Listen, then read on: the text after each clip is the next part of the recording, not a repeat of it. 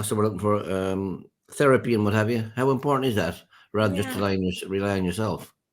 yeah. I really there's times when I've tried to rely on myself. It doesn't usually work so well, George. Um, I think that um, we were not made to live in isolation, Hmm. and as Christians, we have the highs and the lows, the brokenness and the amazing stuff as being Yeah. part of the church and part of a Christian family, and having brothers and sisters in Christ. And to do life on our own is lonely, isolating, traumatic, difficult. And one of the things I've actually been realizing more and more recently in my life is how often it's God using other people Yeah. to speak into my life. So it doesn't always come as, in fact, it rarely comes as writing on the wall or amazing dreams or these miracles. Very often it comes through other people. And so I think it is really important. And I think it's a way that God answers prayer. He answers prayer through doctors and nurses and Mhm. surgeons. He answers prayer through other people standing alongside us, through counselors and mentors and people who help us and support us. Mhm. And that is one of the ways that God is at work in the world. And most importantly, how difficult was it for you to actually um, bring this out in the open? How difficult Yeah, was that? it was really difficult. I had quite a lot of weeks trying to build up courage to Hmm. say something. Um, and it was really, really hard. And I was actually most terrified about being forced to go to court.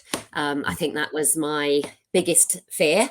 Um, and because the perpetrator had already been prosecuted and gone to prison, and then we worked with the police, I didn't have to do that. I didn't have to go through that.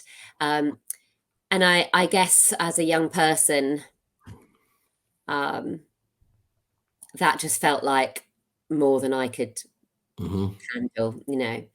Um, I know that everybody's story is different, and Yeah. um, I've walked through court and with other people through seasons where it's been right to go to court. So I'm not, I'm not saying that's wrong to go to court, but I was very, very scared about it and quite traumatized about having to relive and go through Yeah. some of Understand. that. Excellent. Now, of course, not everything was as traumatic in life as that. Of course, you told us about your two things in life was music and Jesus. I'm intrigued about your pop career, actually. How you Yeah. said you were in pop music, a singer, a songwriter. Where can we buy your records? uh, it's all hidden in my loft in my house. So yeah, it was a real joy, and I still love to sing. I sing often, and we have a band at church that I often sing with. I've sung in pubs and clubs and in recordings, and really enjoyed it. And it was something that my parents really encouraged me. So I took singing lessons, and in fact, I had you might know the pop star Annie Lennox from the Yes. Eurythmics. I had singing lessons with her singing teacher, who is very famous, and I really enjoyed that aspect of creativity and Hmm. music. And music can really touch our lives, can't it? And again, I Oh, believe it's a yes. God given gift to enjoy music and to play. So yeah, having become a vicar, I haven't got much time for songwriting. So I haven't written a song for quite a long time, actually, but maybe I will at some point in the future. But yeah, really important part of my life has been music. When you were doing the music, you said you were recording, you were doing live shows. Which did you prefer? Did you like recording or did you prefer live shows? Or Oh, I liked both. When I was on tour and performing in front of live audiences, I absolutely loved that. It Mhm. was exhausting because we'd go from different city to different city each day and traveling a lot.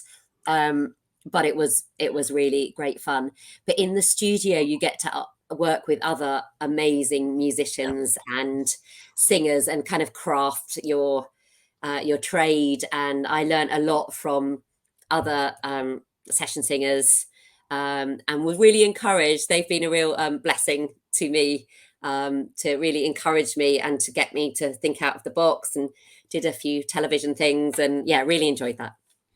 Well, anyway, you said you went on to be a worship pastor. Now, that must have been a difficult time for you, because I know for a fact there are many people who think they can sing and want to be in the worship band. Would you deal with something like that? Yes, I did have to deal with that. So we, because it was a large church, I was a worship pastor in, we did need to recruit lots of volunteers to be involved in the music, but also we didn't want it to be painful to listen to for everybody. Yeah. So I would be really, really relaxed. We'd usually, if somebody said they would like to join the team, we'd usually just have a coffee and talk about kind of the theory, the values that we had as a church for our music, and then I'd invite them to a band practice and say, look, it's not an audition, but at the same point we're just going to have a little listen and think about where you would best fit and whether we've got a place here for you. Yeah. And usually I would then give singing lessons to people for a little bit if they were nearly there but not quite. But if they were tone deaf, I had to break the news. What do you mean by they might be stone deaf? Never mind, say tone deaf. Oh dear, yeah, that was hard. That was hard part of the job. Yeah. I have encountered a few of those in my time as well, actually, as a worship leader. So anyway, you were in the band. What was the name of the band? And you said you mentioned Brussels. Yes, I was in a band called Rhythm Works, which are part of an organisation called NGM, New Generation Ministries, and we lived in Brussels for the year, and toured and did some songwriting and did some schools work, all sorts of things.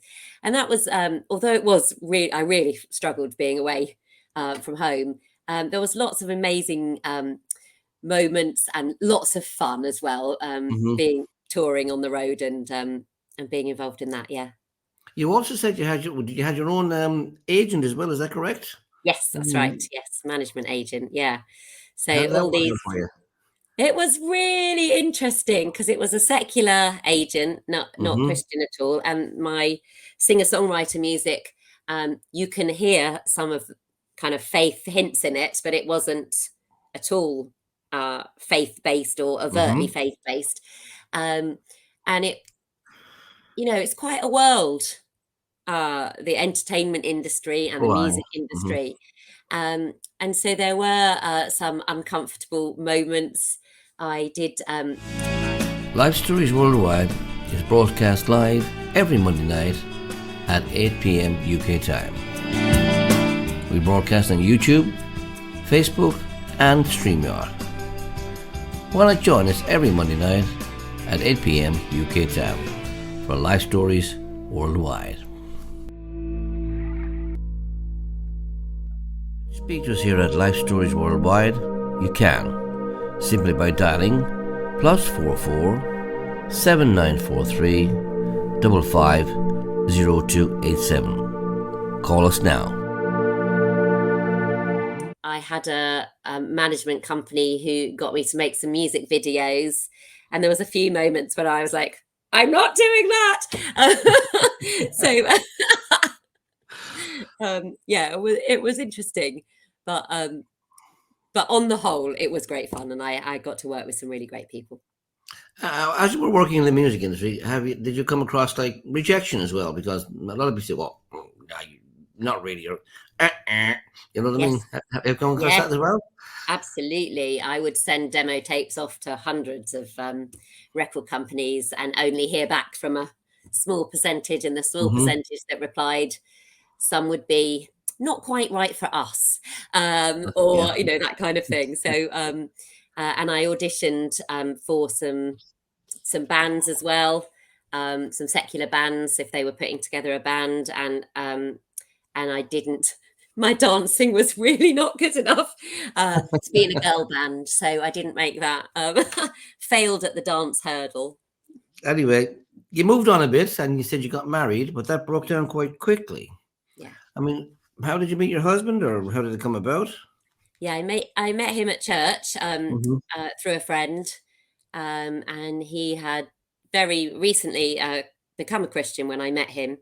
But we had extremely different backgrounds, family, very, very different way of life. So yeah, it was very, very painful. Hmm. You're over that now. You know. Okay, so anyway, you moved on and you said you were being a worship pastor. Then came the call to move away from the bigger church to a smaller place. Yeah. Was that a hard decision for you? Um, it was leaving everything that was secure and going Hmm. well to something that was fledgling, and they couldn't, like, I could only do certain things, and it was all new, and it was very rough and ready, and it was all Hmm. hands on deck. So to some degree, it felt like it was a really big risk Yeah. to move from the safe place to the Hmm. unknown. But in another way, it felt like an adventure. And I think often, you know, um, there are adventures and we can stick in the safe place, can't we? And feel just, Yeah. I'm just going to stay here because it's comfortable. But then Correct. Yeah. maybe we miss out on some of the adventure. So, yeah, it was both difficult, but also exciting. And of course, that led to you becoming a curate. Of course, Yeah. was that did that take a long time for you to become a curate, or did you have to go So to it study to takes, Bible college? I did 4 years at Bible College and then 3 years at curacy. So it took me 7 years until I Right. became a vicar of training. Um, and it was really, I really loved going deeper into thinking about God, learning about the Bible, learning about how the Christian faith had journeyed over the centuries. um, I found all the essays, getting a degree and all of that was really hard work. Lots of late night studying. um, so it was a full on season, but really, really great. And I met some really lovely people along that journey. And how supportive in that were your parents? Yeah, very supportive. There's that my father had actually passed away by the time I became a vicar. Oh, Um, so my dad was diagnosed with cancer, and he had a 18-month fight with cancer, and it got him. And so my on the day I was ordained, I walked into St Paul's Cathedral, which is an absolutely incredible place to get ordained, and walked down with my mum up into St Paul's Cathedral to get ordained. So that was very special. fantastic. Now, for those watching who may not know, what is the difference between curate and a vicar? So a curate is just a training vicar, a vicar in training.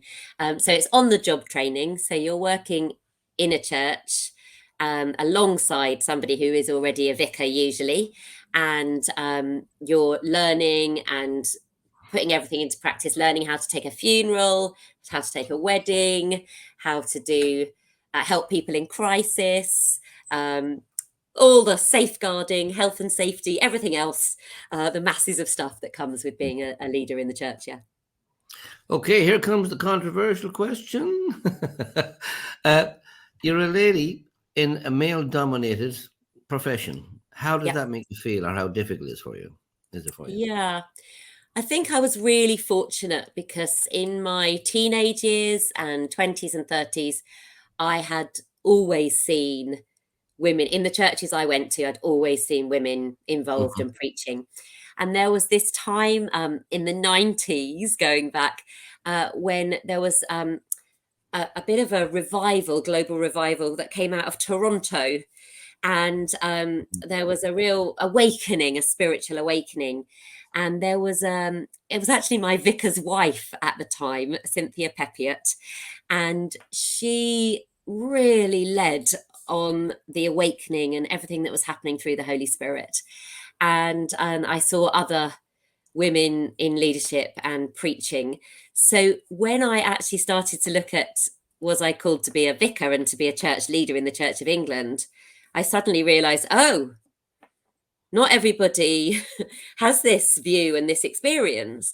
And in fact, at my selection conference, another person who was going forward to be a vicar came up to me and said, and I said, "Oh, hi, what's your name?"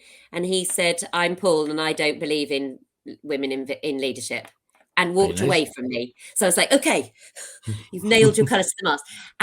And I have been in the minority all along. It's definitely changing. I did a lot of research. I did a lot of reading. I did a lot of Bible study about, is this okay? Do I really believe biblically I can say that you can be a woman in leadership? And really, at the end of this journey of talking to other people much brainier and wiser than me, and reading books and studying the Bible, I really felt, yes, I could do this. I am, as a vicar here, we are part of the HTB, Holy Trinity Brompton Yep. network. And for the first 3 years I was here as vicar, I was the only female incumbent in the whole of the HTB network. Wow. So I would go to meetings with the other leaders and I would be the only woman. So there was some times when I felt like, oh my word, you know, Did you feel like a uh, fish out of water? I did. But there were some really lovely guys, and it's changed now. And there's quite a lot of us. I think there's 7 or 8 now compared to 1, and that's only a few years later. So yeah, there's change coming, but it's slow, I guess. Do you ladies flock together as well and meet together? We have a WhatsApp group, the HTB women vicars. So every now and again we can go, help, or can you pray for this, or which is lovely. And apart from the first guy you met, have you encountered any discrimination from men in the church and things like that, or Yes, even women, in fact? I have had some. There are people who won't take communion from me. It's very easy to subscribe to our YouTube channel, Life Stories at Lunch, to receive notifications of when we are live. Simply click the bell.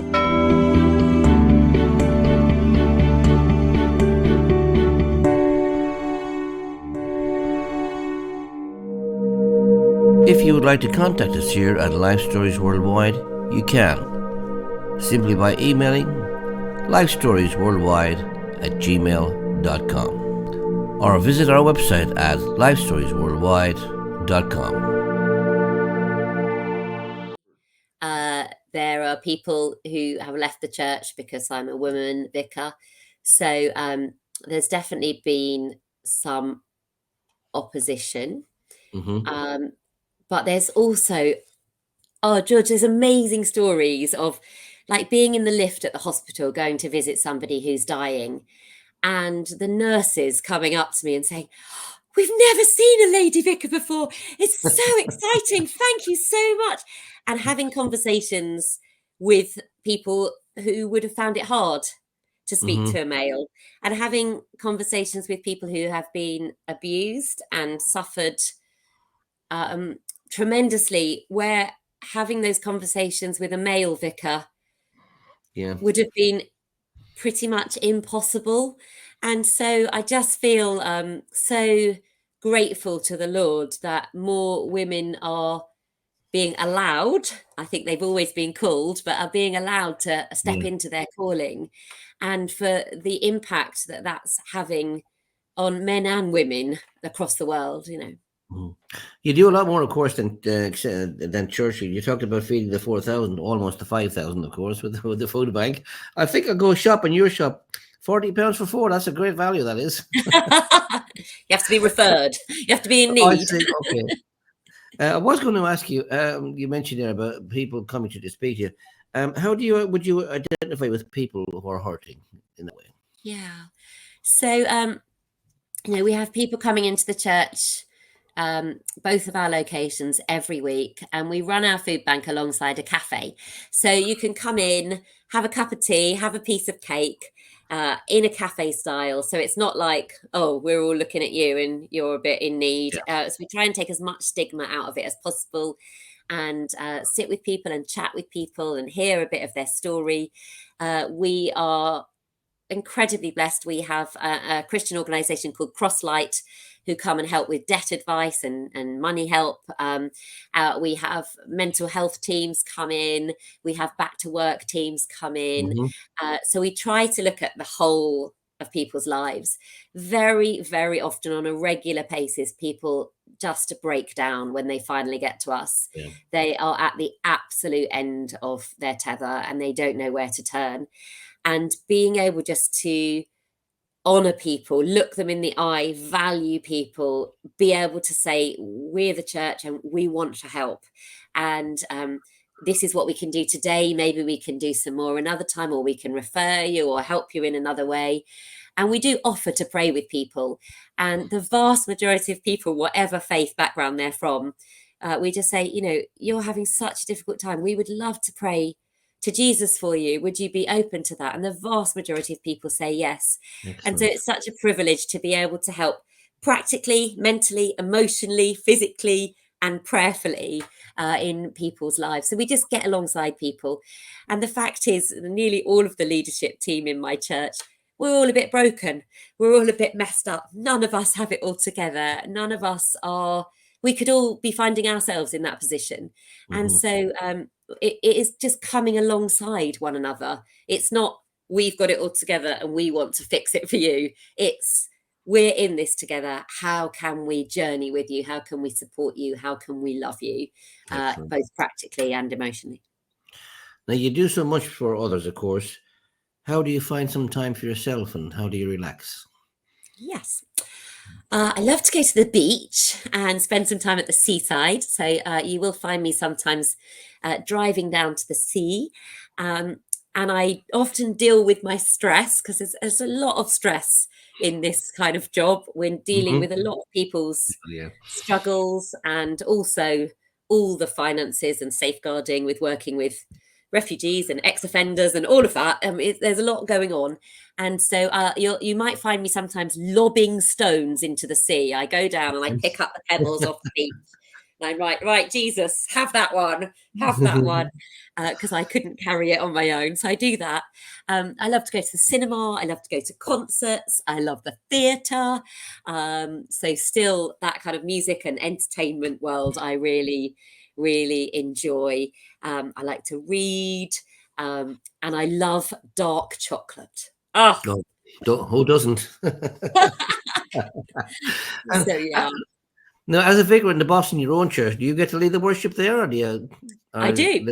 I do. I'm not the music. I don't oversee the music. Somebody else does that, but I'm on the rota. So okay, probably once a month at our main service, I get to lead the singing, and nearly every week at our smaller evening service, I lead the worship, and that's a real joy to be able to keep using that. Now, you've made lots of decisions in your life. Well, before I ask you this question, if people wanted to contribute to your food bank, how would they do that? Oh, be amazing. So if they Googled hopehounslow.org.uk, then on the website, you can read all about the food banks, and you can read, there's a giving page, and that would be fantastic. People here in our particular area of London, in Hounslow West, we were the worst hit of all the boroughs in London from COVID, right next to Heathrow Airport. So many people losing their job, and we are the most deprived area, according to the stats that we've received, the most deprived ward in our borough. And so, people give really sacrificially and generously from our own area, but they're giving usually from little. And so we really do rely on the support of other individuals and organisations and funding to be able to do all that we do. We just couldn't do it without people's support. Okie doke. Now, the one last question we ask all the guests on this particular show or program is, you've made many decisions in your life, but what was the best decision you ever made? That's easy. Following Jesus. Following Jesus was by far the best decision I have ever made, because it transforms every day of my life. Every day. is transformed because of Jesus. And that doesn't mean every day is easy, because it's totally not. But every day I have that faith and hope and trust in a Saviour who loves me and I love. What else could I want in life? What a transformation. Thank you so much, Claire. It's been fantastic speaking to you. Thank you again for your story and speaking to Life Stories Worldwide. And with that, I'm going to head back to the studio and Bill. Thanks. Bye. There we are. Thank you, Claire. Thank you very much. We really appreciate and loved hearing your story. We loved hearing your love for God and the love that you have for others. We pray that God continues to use you. He continues to anoint you and continues to reach other people, that they too can have that same love in their hearts. Again, if you wanted to watch this story again, please go to our Spotify and check us out, or let us know that you watched this story tonight and maybe made a commitment to Christ at lifestoriesworldwide@gmail.com. Again, we're on every Monday night at 8 p.m. London time, UK time, and hope to see you next week. Bye-bye. If you would like to contact us here at Life Stories Worldwide, you can. Simply by emailing lifestoriesworldwide@gmail.com or visit our website at lifestoriesworldwide.com.